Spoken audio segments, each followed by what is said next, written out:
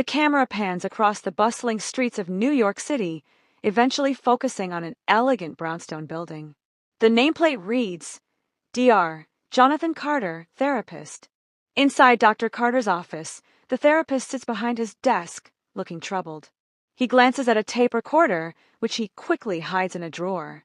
The scene shifts to the waiting room, where a diverse group of clients wait anxiously. An angry client, a bitter ex-wife, and a jealous assistant are all present. The screen shows Dr. Carter having a session with one of his patients, a man who appears distressed. The patient hands Dr. Carter an envelope marked confidential. Dr. Carter opens the envelope and finds a letter with a chilling request. Make him disappear. His face turns pale. The scene transitions to Dr. Carter's office at night.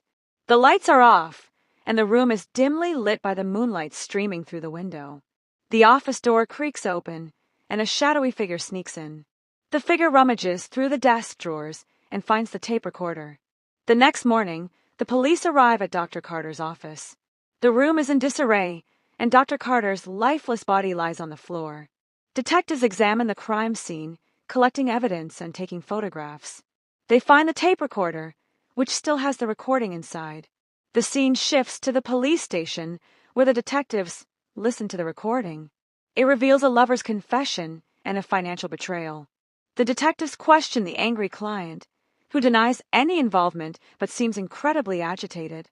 Next, they interview the bitter ex-wife, who expresses her disdain for Dr. Carter but insists she had no reason to kill him. The detectives then turn their attention to the jealous assistant, who appears nervous and avoids eye contact. The detectives discover that the assistant had been embezzling money from Dr. Carter's practice. They confront the assistant with the evidence. The assistant breaks down and confesses to the financial betrayal but denies any involvement in the murder. The detectives revisit the tape recording and notice a faint background noise that they hadn't caught before. They enhance the audio and identify the noise as a distinctive ringtone, which belongs to the angry client. The detectives confront the angry client with the new evidence. The client becomes defensive and tries to leave the station.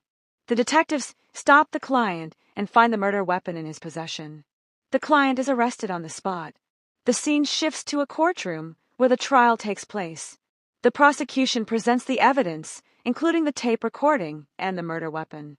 The defense tries to argue that the client was framed, but the evidence is overwhelming. The jury delivers a guilty verdict, and the client is sentenced to life in prison.